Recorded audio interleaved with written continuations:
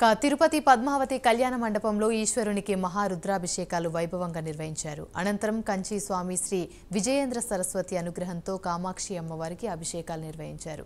గత 20 సంవత్సరాలుగా ప్రతి సంవత్సరం పుష్యమాస శివరాత్రి రోజున శ్రీ బ్రహ్మరాంబ సమేత మల్లికార్జున స్వామికి అభిషేకాలు, హోమాలు, పూజలు నిర్వహించడం జరుగుతుందని నిర్వాహకులు తెలిపారు.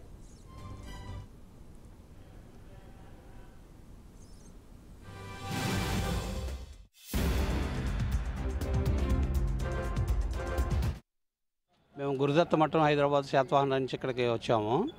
మన పద్మావతి కళ్యాణ మండపంలో తిరుపతి వారు మాకు పర్మిషన్ ఇవ్వడం జరిగింది. చైర్మన్ గారు పర్మిషన్ ఇచ్చి ఇక్కడ మేము ఏంటంటే ఈరోజు రేపు ఈరోజేమో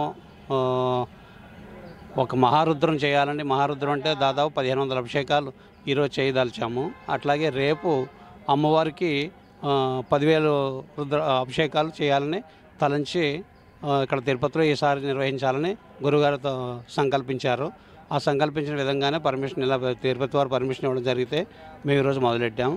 ఈరోజు పొద్దున్న ఉదయం నుంచి కూడా విఘ్నేశ్వర పూజ, అలాగే మహాన్యాస రుద్రాభిషేకంతో మహాన్యాసం జరిగి తర్వాత ఇప్పుడు రుద్రాభిషేకాలు దాదాపు 1500 రుద్రాభిషేకాలు ఈరోజు చేయడం జరుగుతుంది. గురువుగారు అలాగా ఉదయం నుంచి సాయంత్రం వరకు కూడా గురుగారు అభిషేకాలు చేస్తూనే ఉంటారు. ఒక ట్రిప్కి 11 ఏకాదశం చేసిన తర్వాత బ్రేక్ తీసుకోవడం జరుగుతుంది. అలా మళ్ళీ ఇంకొక ఏకాదశం చేయడం జరుగుతుంది. నమస్కారం అండి. మేము గురుదత్త మఠం హైదరాబాద్ శాతవాహన నుంచి ఇక్కడికి వచ్చాము. మన పద్మావతి కళ్యాణ మండపంలో తిరుపతి వారు మాకు పర్మిషన్ ఇవ్వడం జరిగింది. చైర్మన్ గారు పర్మిషన్ ఇచ్చి ఇక్కడ మేము ఏంటంటే ఈరోజు రేపు ఈరోజేమో